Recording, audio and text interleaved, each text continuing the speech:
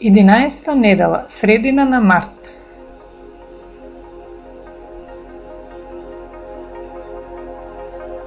Сега сме тука и следната недела ќе стигнеме до пролетната рамноденица.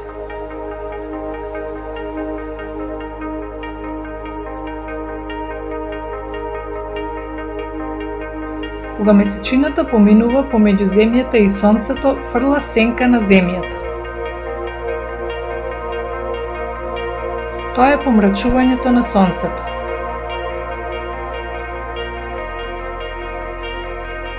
Месечината точно го прекрива сонцето и нас не изгледа дека сонцето и месечината се исти по големина.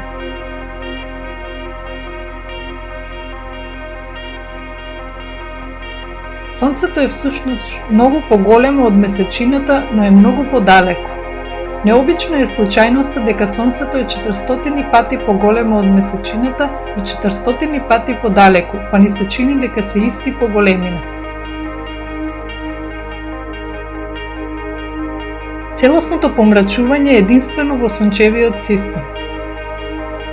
Земјата е единственото место од каде што може да се види како сателитот прецизно го затскрива сонцето.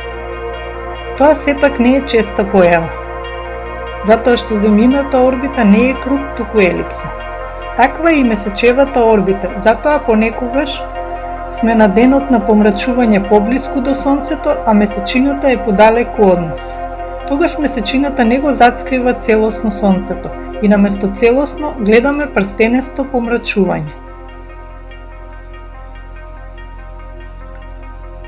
Ако постојат марсовци и ако ги интересира помрачувањето, ќе бидат разочарани бидејќи имаат две месечини, но се премали да го затскриет сонцето. Нема помрачување за марсовците.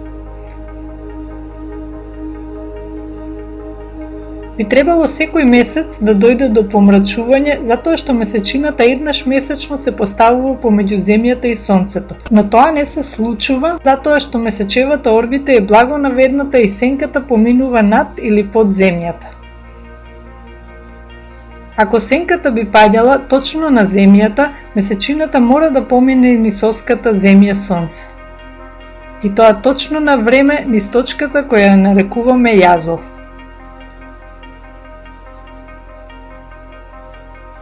Тогаш имаме целосно помрачување.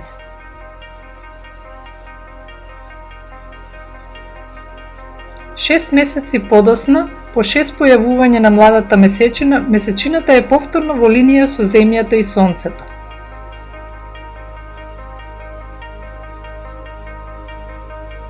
И повторно доаѓа до помрачување. Меѓутоа, ако месечината подоцна помине на јазолот, помрачувањето е само делумно. Сенката само ја потфаќа земјата затоа што сонцето е затскриено делумно.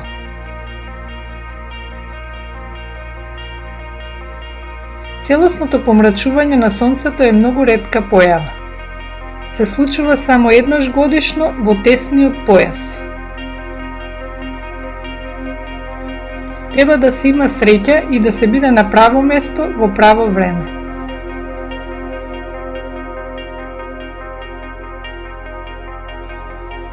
Две недели пред или после ова поклопување доаѓа до помрачување на месечината, затоа што земјата фрла огромна кружна сенка во Вселената. Сенката е многу поголема од месечината. Две недели пред или после помрачувањето на сонцето, месечината потонува во земјината сенка. Тоа може да го видат сите од ноќната страна на земјата. Ја гледаме сенката на земјата како ја затемнува полната месечина.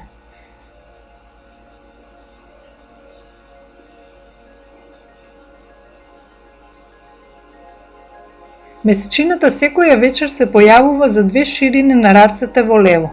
Од еден ден во друг, можете да го замислите бавното движење на месечината околу земјата. Во ретки прилики го гледаме тоа движење многу поживо, кога месечината е покрај некоја звезда. Например, Алдебаран, далечната звезда може да биде како ориентир за да се види движењето на месечината. Месечевиот срп изгледа како да се приближува до ѕвездата.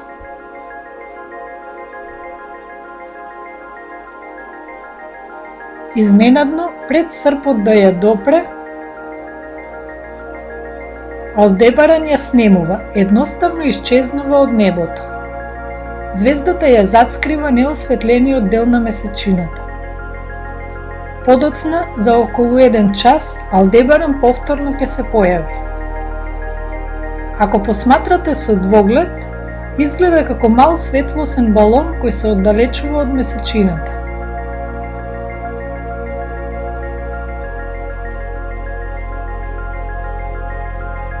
Обично движењето на месечината е премногу бавно да се воочи, но таа вечер го воочуваме благодарение на Алдебаран.